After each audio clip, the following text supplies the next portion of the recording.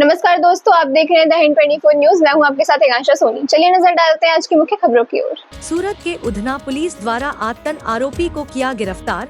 इस घटना में साहिल शेख नाम के एक व्यक्ति ने उधाना के पुलिस स्टेशन क्षेत्र में लक्ष्मी नारायण सोसाइटी के पास बीआरटीएस बस के चालक को मारा, चप्पू दिखाया और बस से भाग गया। इसलिए जब उन्हें गिरफ्तार किया गया तो उन्हें एक रेम्बो चाकू, 2 सोने की टूटी हुई चेन, एक मोबाइल और एक चोरी किए हुए गोल्ड चेन जो गोड़ाडारा पुलिस स्टेशन क्षेत्र में चोरी हो गए थे।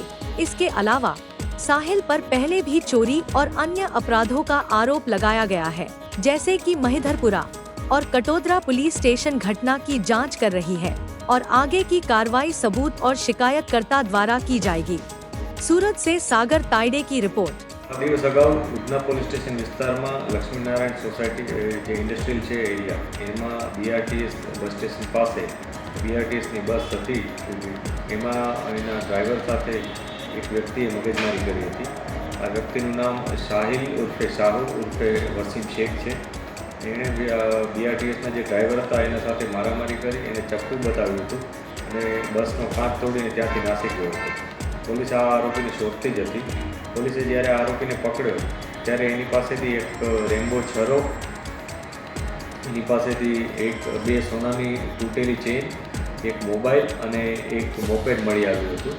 પોલીસે આ બાબતે વધુ ઊંડાણપૂર્વક તપાસ કરતાં ખ્યાલ આવ્યો હતો કે આ તમામ વસ્તુઓ એની ચોરીની છે, કે જેમાં એણે મોબાઈલ છે અને એક સોનાની ચેન એ ગોડાદરા પોલીસ સ્ટેશન વિસ્તારમાંથી ચોરી હતી, જે ત્યાં બંને આ ગુના નોંધાયા હતા। આ બંને ગુના ડિટેક્ટ કરવામાં આવ્યા અને સાથે સાથે પુનામાંથી એણે મોબાઈલ સ્નેચિંગ કર્યું હતું, એ પણ મળી આવ્યું છે।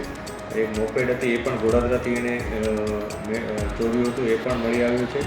આવી રીતના કુલ 4 ગુના ડિટેક્ટ કરવામાં આવે છે। આ ઉપરાંત એક વધારાની જે સોનાની ચેન હતી એ આરોપી કબૂલ કરે છે કે એણે HTC market Salamatpura police station વિસ્તારમાં કોઈ જગ્યાએથી ચેઇન સ્નેચિંગ કર્યું હતું।